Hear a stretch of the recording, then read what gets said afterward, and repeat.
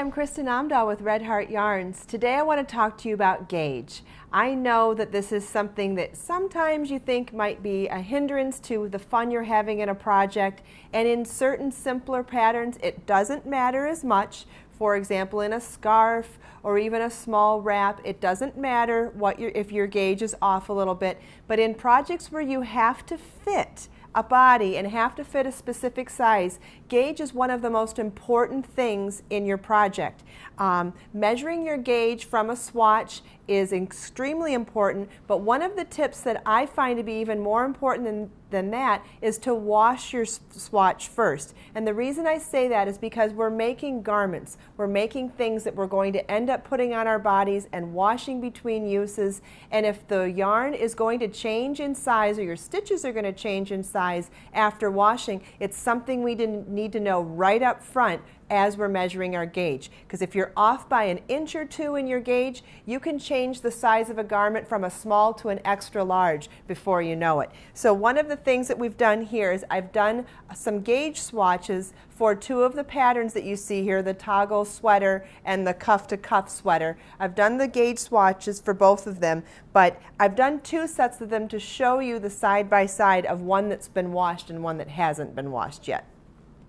And we'll start with the cable one, and if you see here, this one is just knit and this one has been washed already. And you know, sometimes, especially in a textured stitch like that, you're not going to see a whole lot of difference in your in the difference between washing. And this is an acrylic yarn, and because it doesn't have the natural fiber content, it's also going to maintain its shape a lot more. So we've done the 27 stitch repeat for the gauge, and if you notice, this one's measuring about just shy of 5 inches, and this one is measuring just shy of 5 inches. And then it looks like the rows are about the same too, 5 inches and 5 inches, yeah, just a little bit over. So this one fortunately has not changed at all from washing, so whatever you measure from your gauge, once you wash it, it's not going to change, and then your sweater isn't going to stretch out once you've worn it as well.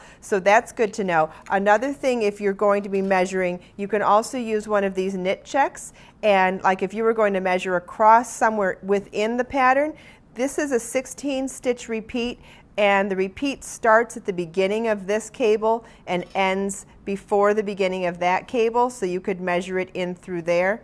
In fact, it's a little larger than 2 inches, so we're going to measure like this.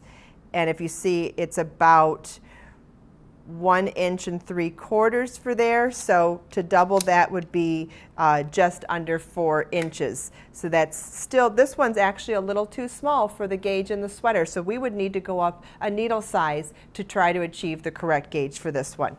Now for the cuff to cuff sweater on the mannequin next to me, I've done 2 gauge swatches here, and this is the Boutique Treasures yarn, which has a wool content in it. And if you notice, once we washed this swatch, this is the unwashed and this is the washed, this is the same exact size swatch, and you can just, from looking at it with your eyes, you can see that it's already changed quite a bit.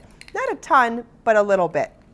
And once we measure this one, I'm pretty sure we're going to find that the stitch count changed. So we'll look for it's a 2-inch check in this knit check bar, which is really fun to use sometimes when it applies appropriately to your project, because you're not distracted by all the stitches around you, and you can line it up perfectly for the row.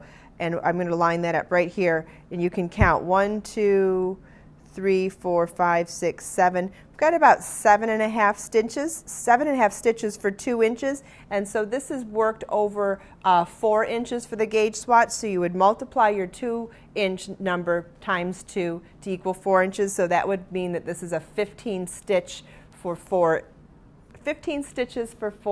gauge. And so I'll check on this one, and we're going to line it up at the bottom of those stitches so that it's all perfectly even, like that. And we've got 1, 2, 3, 4, 5, 6, 7.